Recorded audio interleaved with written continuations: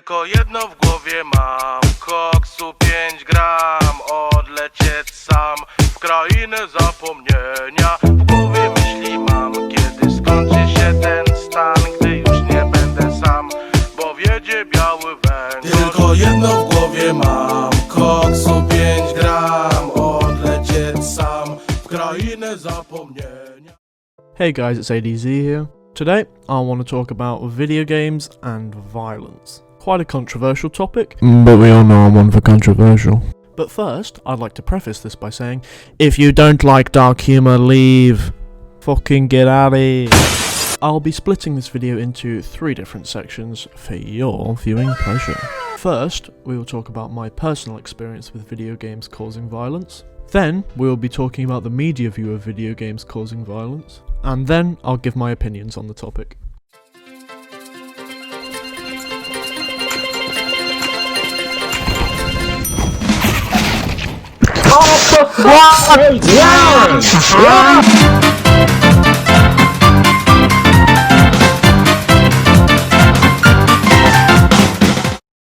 Now, I have played way too many video games over the short 19 years of my life. From Minecraft, to Call of Duty, to GTA 5, to other more questionable games. And in my experience, none of them cause any difference to my actions in real life. After playing GTA 5, I don't go around shooting up cars in the middle of a highway. After playing Assassin's Creed, I don't go around stabbing people in the back and hiding in carts of hay. And after playing Skyrim, I don't go around using the power of my voice to send people flying off cliff edges. So, if gun games cause violence, surely dating simulators allow me to get a girlfriend? No. So, the point I'm trying to make here is that it's not necessarily the games at fault. I mean, I play shooting at least 3 to 4 times a week, if not more, and not once have I thought about committing violent acts as a result. If anything, 40 grand's worth of government debt is more likely to make you do that. Sure, I might get angry sometimes and maybe I'll hit my desk every now and then, but that anger and frustration never follows me out the room. What I will say is that, with my experience, I've witnessed a lot of angry people on video games, and I don't know how it affects them or what they do afterwards, but for me, it doesn't affect me.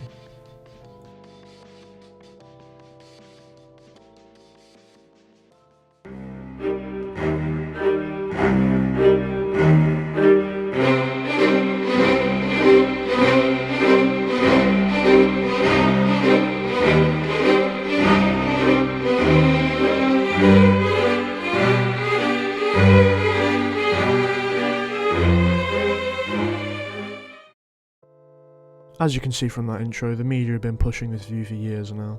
But in recent years, the media has started to say that video games don't cause violence. But that's probably because they now have an audience of 2.5 billion gamers getting angry at them for thinking otherwise. Although unfortunately, as atrocities continue to happen, so does the debate. Anyway, let's have a look at a more recent article. Do video games cause violence? The first result seems like a decent source. Do violent video games lead to violence? Let me give you the short answer there, pal. No. So this article is written by this Philip M. Boffey dude. Hang on 1 second.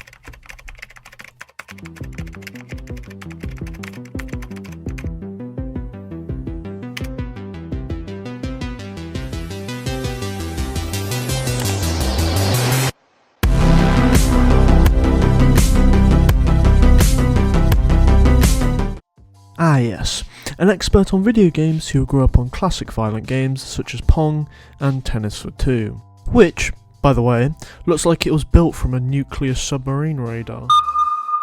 For some strange reason, I don't see Mr. Boffey sitting down anytime soon to play a violent video game. Anyway, let's check out the article. So he begins the article by talking about the reasons for video games causing violence, and brings up the El Paso gunman.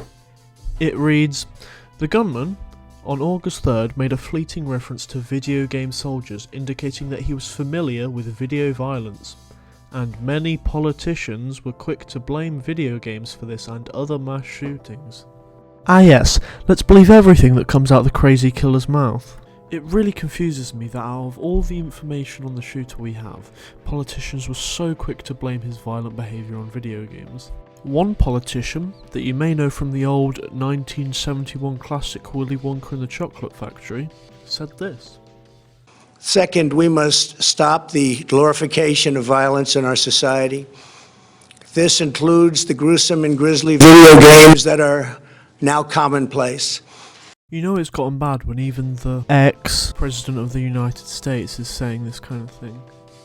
What I will say though is that this article is, to be fair, one of the more decent ones out there. It agrees with a lot of the points against video games leading to violence.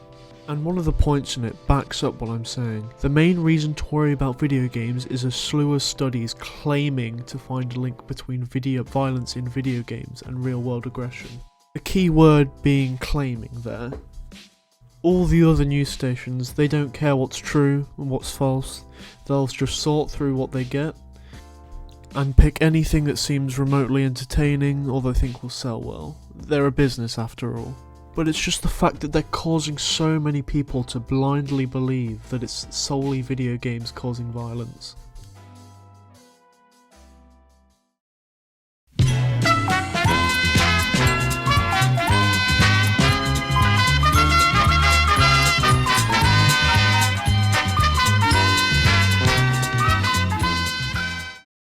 In my opinion, video games are not the main cause of violence in the real world.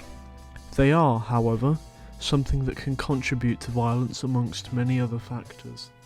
For example, take Stephen here. Stephen just killed his entire family after a late night gaming session.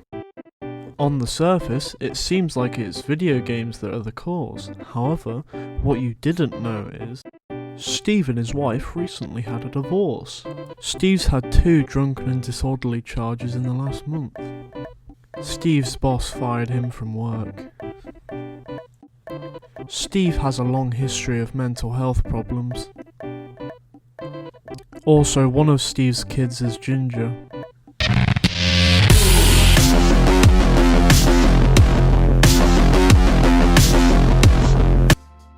So as you can see by my amazing hypothetical, video games is just one of the factors that can lead to violence.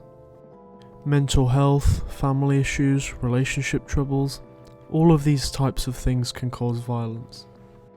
It isn't the video games at fault, and that's what the media really needs to get around their heads. Anyway, I've talked my piece and I've said my shit. I'll see you in 365 days when a new video comes out.